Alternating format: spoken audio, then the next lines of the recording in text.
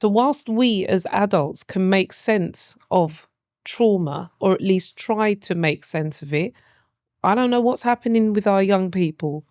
And it might be manifesting itself in what we were saying earlier before we started the film rolling. The trauma is unfolding and manifesting itself in ways that I don't think young people are making sense of themselves. Because when you was talking about it, I started to think about brain development and how does trauma impact how their brain develops.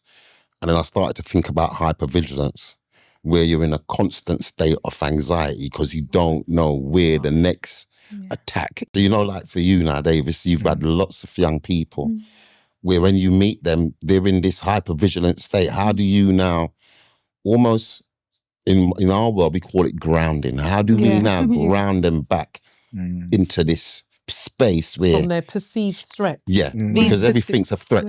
So where are they operating when I'm trying to teach 24 poems and you got to get through Macbeth and they're sitting there in this fight, flight or freeze mode, and you know, and that's where the trauma is playing out. How do we ground, or how do we help parents